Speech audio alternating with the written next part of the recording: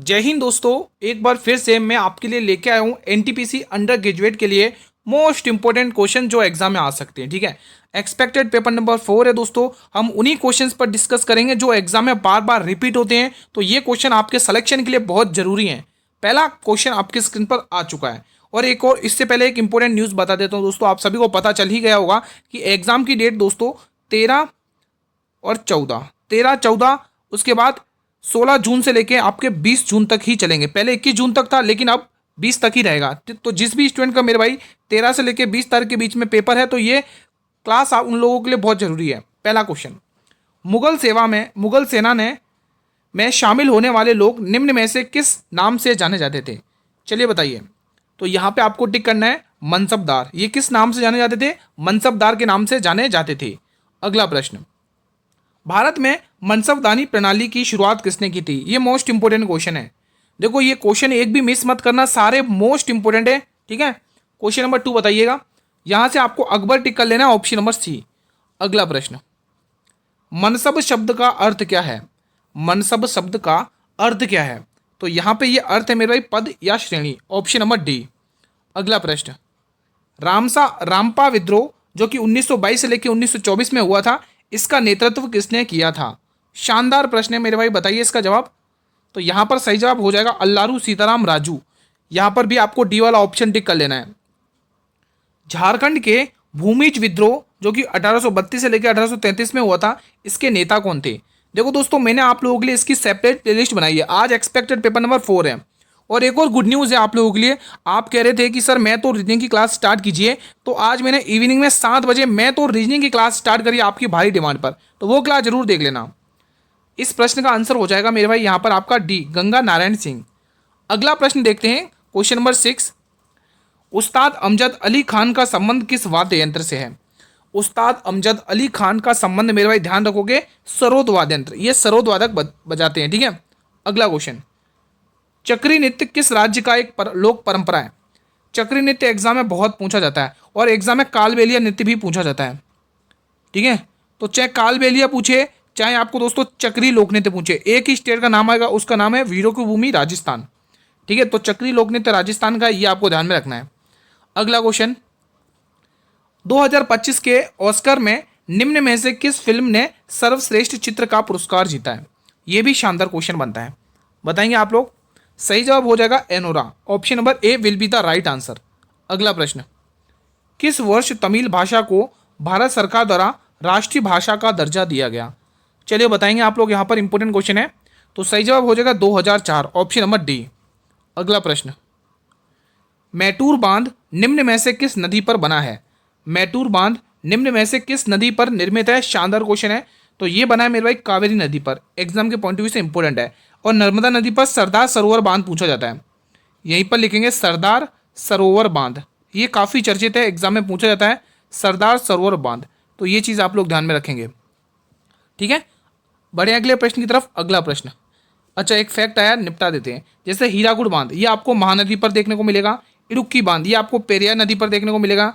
तुलबुल बांध, उरी बांध, ये आपको झेलम नदी पर देखने को मिलेगा। पंचेत बांध दामोदर नदी पर है। रणजीत सागर बांध रावी नदी पर है। सलाल, बगलियार और दुलस्ती बांध, ये आपको चिनाब नदी जम्मू कश्मीर देखने को मिलेगा। ठीक है, तो ये इंपॉर्टेंट क्वेश्चन है, ध्यान रखना। चिनाब नदी दोस्तों सिंधु की सबसे बड़ी सहायक नदी, आप लोगों को पता ही होगा। 2025 में अंतर्राष्ट्रीय योग दिवस का मुख्य विषय क्या था? इसकी थीम क्या थी? शानदार क्वेश्चन है। तो यहां पर आपको जवाब टिक करना, एक पृथ्वी एक स्वास्थ्य के लिए योग, ऑप्शन नंबर डी। अगला प्रश्न, क्वेश्चन नंबर 12। देखो मैथ के क्वेश्चन भी ऐड किए एक आध मैंने। ठीक है, अंतिम मौर्य राजा कौन था जिसकी हत्या उसके प्रधान सेनापति ने की थी, जिसका परिणाम स्वरूप शुंग वंश की स्थापना हुई थी? तो शुंग वंश की स्थापना किसने की थी, यहां से ये भी पता चल जाएगा। तो बताइए दोस्तों, वो कौन सा राजा था? देखो शुंग वंश की स्थापना पुष्यमित्र शुंग ने की, मैं यहीं पर बता देता हूँ।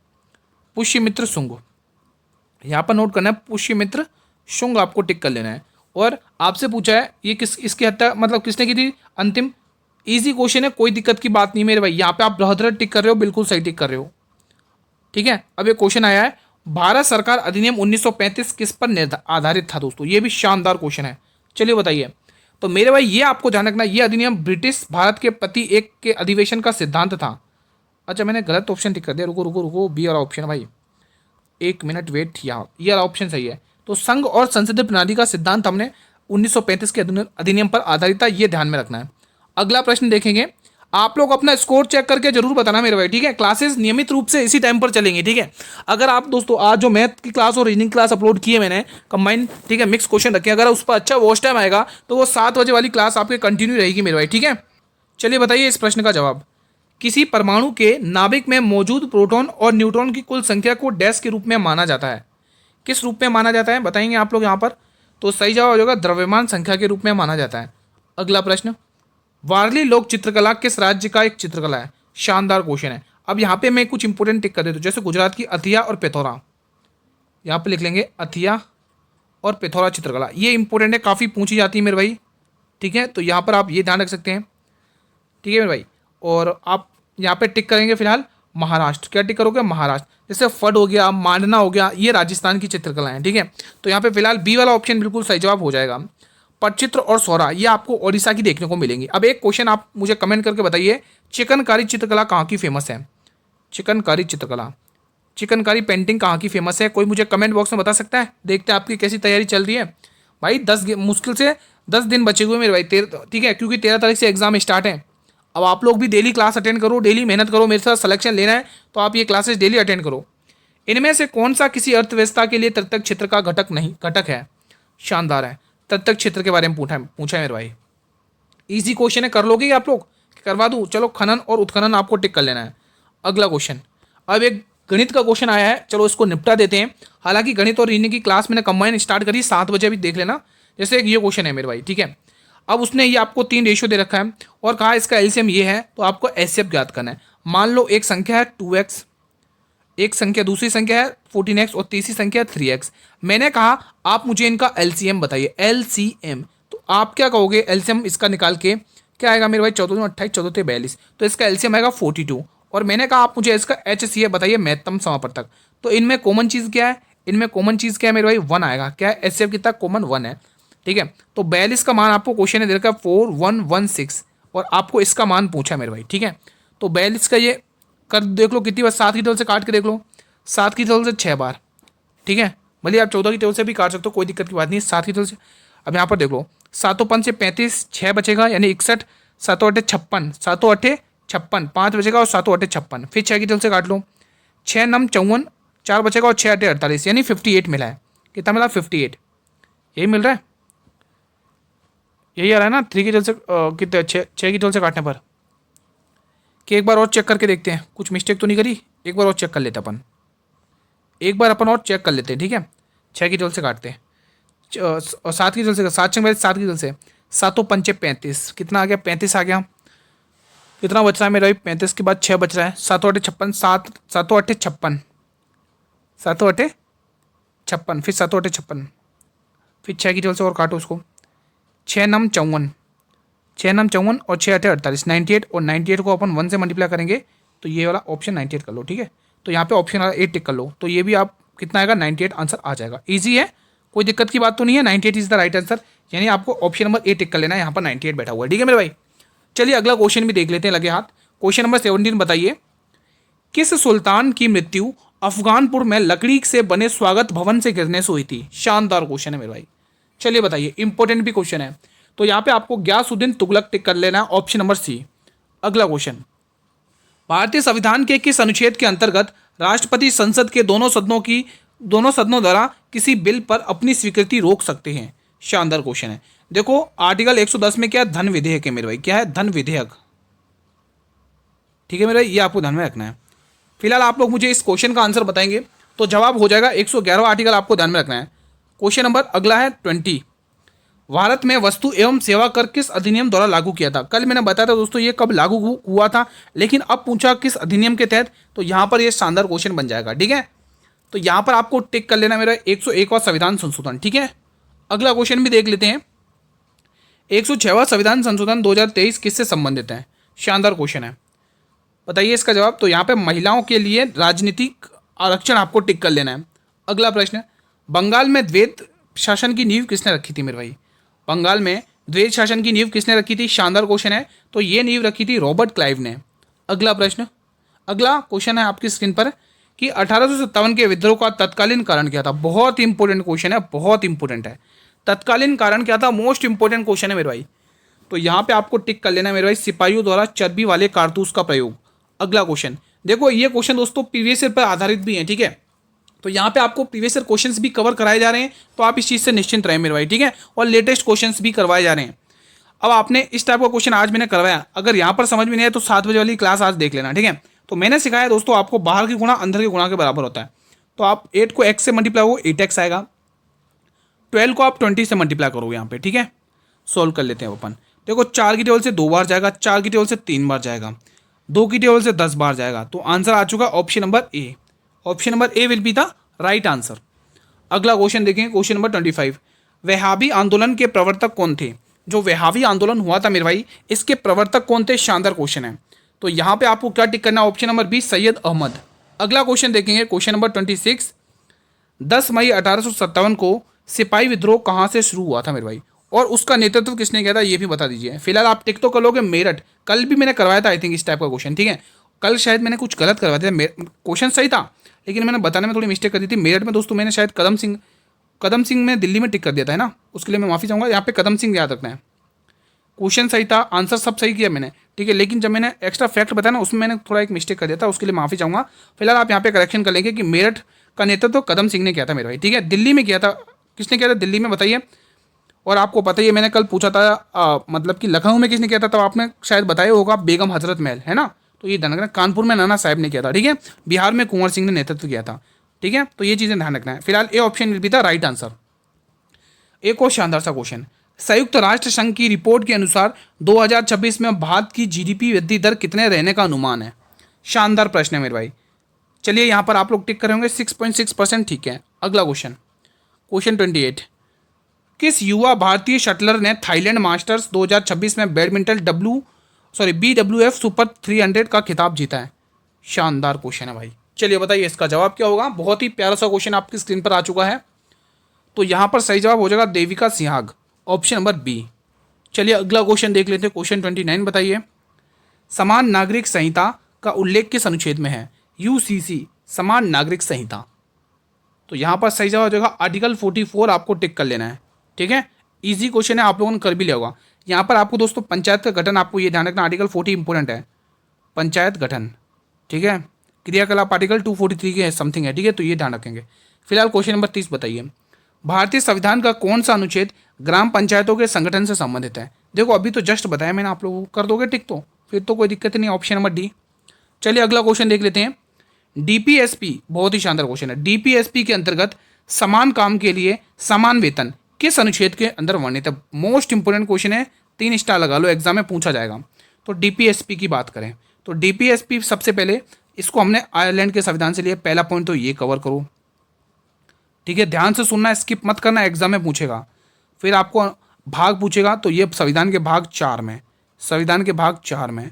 फिर आपको अनुच्छेद पूछेगा, अगर अनुच्छेद पूछता है तो आपको इसके DPSP के 36 से लेकर 51 तक इसके अनुच्छेद चलते हैं, ये आपको ध्यान में रखना है, ठीक है। तो ये इंपॉर्टेंट क्वेश्चन था, ठीक है। और यहाँ पे आपको जो क्वेश्चन पूछा है उस प्रश्न का जो सही जवाब हो जाएगा मेरे भाई, वो आर्टिकल 39 होगा। अगला क्वेश्चन देखेंगे, ये क्वेश्चन आपके स्क्रीन पर आ चुका है। यहाँ पर देखोगे दोस्तों, क्वेश्चन नंबर शानदार है, ये भी LCM वाला क्वेश्चन है, ध्यान से सुनेंगे।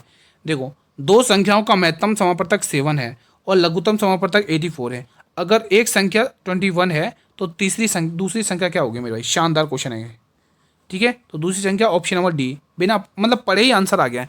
अगर आपको और भी समझना है तो आज की जो क्लास हुई है ना मैंने, उसमें इस टाइप का क्वेश्चन करवाया, वहाँ पर आप अच्छे से क्लियर कर सकते हो मेरे साथ, ठीक है। अभी जो इवनिंग में 7 बजे 1 घंटे पहले क्लास लिए मैंने, हमने क्या सीखा गुरु, कि दो संख्याओं का जो गुणनफल होता है मेरे भाई, वो उनके लैसे और मैसे के गुणनफल के बराबर होता है। ये कंसेप्ट अपन को सीखना है और आप ओरल ही आंसर निकालोगे, ठीक है।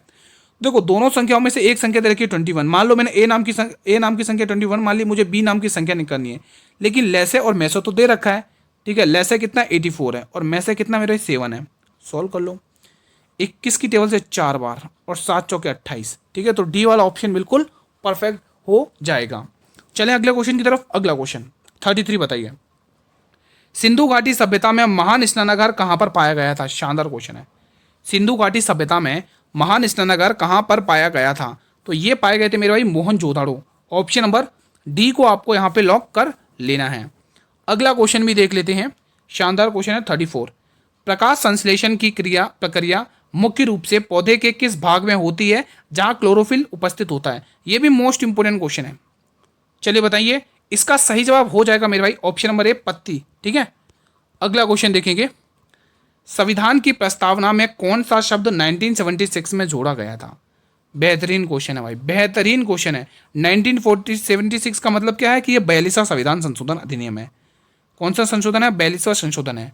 इसके तहत दोस्तों कौन सा शब्द जोड़ा गया था संविधान, बताइए।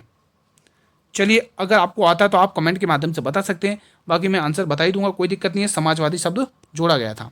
ठीक है, इसी के तहत सेक्युलर वर्ड भी जोड़ा गया था। 36, ओजोन दिवस कब मनाया जाता है? ओजोन दिवस कब मनाया जाता है? शानदार क्वेश्चन है, तो ध्यान रखोगे ओजोन दिवस 16 सितंबर को मनाया जाता है। अगला क्वेश्चन, डिजिटल इंडिया का उद्देश्य क्या है? बताइए दोस्तों, डिजिटल इंडिया का जो मेन पर्पज है वो क्या है, उद्देश्य क्या है? तो सही जवाब है डिजिटल सेवाओं को बढ़ावा देना। अगला प्रश्न, राष्ट्रीय आय गणना का मुख्य उद्देश्य क्या है? राष्ट्रीय आय गणना दोस्तों भारत में राष्ट्रीय आय की गणना सबसे पहले किसने की थी? दादा भाई नेहरू जी ने, आप लोगों को पता ही होगा। इसका मेन पर्पस क्या है, इसका भी मेन उद्देश्य क्या है? तो आप कहोगे आर्थिक विकास का मापना, आर्थिक विकास मापना। एक क्वेश्चन शानदार है, आप ध्यान से सुनना है। ठीक है मेरे भाई, इस कंसेप्ट को ध्यान से समझना, सुनना है और अच्छे से रिवीजन करना है इस क्वेश्चन का। ध्यान से सुनो, स्किप मत करना, ये क्वेश्चन आपके एग्जाम में पूछा जाएगा इस टाइप का। ठीक है, अगर देखो नंबर का फेरबदल हो जाए उसका कुछ नहीं कह सकते, बाकी मेथड कंसेप्ट यही रहेगा, क्वेश्चन इसी टाइप का रहेगा। एक ट्रेन है जो 72 किलोमीटर की चाल से चलते हुए उसी दिशा में 36 किलोमीटर की चाल से चल रही है। एक ट्रेन 180 मीटर लंबी एक अन्य ट्रेन को 27 सेकंड में पार करती है। तो तेज चाल से चलने वाली ट्रेन धीमी चाल की ट्रेन की लंबाई ज्ञात करना है, मतलब तेज चाल से चलने वाली ट्रेन की लंबाई आपको ज्ञात करना है। अब ध्यान से सुनना है दोस्तों, जब विपरीत कंसेप्ट होता है तो हम क्या करते हैं मेरे भाई, लंबाई को भी ऐड करते हैं और चाल को भी ऐड करते हैं। लेकिन जब क्वेश्चन बोले ना उसी दिशा में, सेम डायरेक्शन का कंसेप्ट में क्या करते हैं कि लंबाई तो जुड़ेगी दोनों की लेकिन चाल आपस में घटेगी। आई रिपीट, सेम डायरेक्शन में क्या करते हैं, लंबाई तो जुड़ेगी लेकिन चाल आपस में घटेंगी। और आपने एक फॉर्मूला सुना ही है दोस्तों, आपने सभी को पता ही है ये वाला फॉर्मूला, कि जो समय होता है वो समय क्या होता है, समय मैंने मान लो आपको समय कैसे निकालते हो आप, क्या कहते हो, दूरी बटे चाल करके आप क्या निकालोगे, समय निकालोगे। अब आपको समय पता कितना दे रखा है उसने, यहाँ पे देखो 27 सेकंड में पार करनी है ना दोनों को मिला के, तो यहाँ पे 27। अब देखिए दूरी में क्या लेना, उस ट्रेन की लंबाई एक तो दे रखी है 180, लेकिन हमें दूसरे की पता नहीं है तो हमने वो मान ली एक्स। ठीक है, एक्स मान ली हमने वो, हाँ उस लंबाई एक्स है, लेकिन हमें चाल घटाना है। तो 72 किलोमीटर में से जब आप 36 घटा लोगे, 72 में से जब आप 36 घटा लोगे तो आपको ओवरऑल पता चलेगी 36 किलोमीटर घंटे की चाल है मेरे भाई। और ये किलोमीटर में हमें इसको मीटर पर सेकंड में बदलने के लिए 5/18 से क्या करना पड़ेगा, मल्टीप्लाई। अब सॉल्व कर लो, 18 की टेबल से ये 2 बार जाएगा और ये जाएगा 10 बार, और 27 दाएँ 270 होता है। और जैसे आप 270 में से मेरे भाई 270 में से अगर आप 180 घटा लोगे, प्लस का इधर माइनस में होगा, तो जवाब क्या आएगा, 90 आ जाएगा भाई, आंसर आ गया 90। यानी कि option number A will be the right answer. बताइए किसी को कोई डाउट है क्या इस क्वेश्चन में? बहुत इंपॉर्टेंट क्वेश्चन था, मैं पूरी उम्मीद करूंगा कि आपका डाउट यही क्लियर हो गया होगा। अगर अभी भी डाउट है तो आप मुझे कमेंट बॉक्स के माध्यम से पूछ सकते हो। बाकी इस टाइप के क्वेश्चन अगर आपको और भी डाउट क्लियर करने हैं तो मैं डेली 7 बजे वाली क्लास लूंगा, उसमें इस टाइप के क्वेश्चन और करवा दूंगा, ताकि आपकी जो प्रॉब्लम है वो जड़ से निकल जाए मेरे भाई। ठीक है, कोई दिक्कत नहीं होनी चाहिए, हर एक क्वेश्चन में आप पूछ सकते हैं कमेंट के माध्यम से। अब जैसा एक ये क्वेश्चन है, हाल में ही विद्यार्थियों के लिए प्रेरणा योजना किसने लॉन्च की है? आपको बताना है कि विद्यार्थियों के लिए प्रेरणा योजना किसने लॉन्च की अभी हाल में ही, इंपॉर्टेंट क्वेश्चन है। तो यहां पर मेरे भाई आपको बिहार टिक कर लेना, option number D will be the right answer. फिलहाल आज के लिए फिलहाल इतना ही है दोस्तों, फिलहाल आज का सेशन मैं ये पर वाइंड अप करता हूं। बताइए कैसा रहा आप लोगों का रिवीजन, आप मुझे छोटे से कमेंट के माध्यम से रेस्पॉन्स कर सकते हैं मेरे भाई। अगर सारी चीज़ें क्लियर हैं तो मेरे भाई ये बटन दबाकर आप मुझे रेस्पॉन्स कर दो कि सर सारी चीज़ें क्लियर हैं। और मेरे भाई हर एक स्टूडेंट तक वीडियो को भी शेयर कर दो भाई जिसका भी पेपर स्टार्ट है।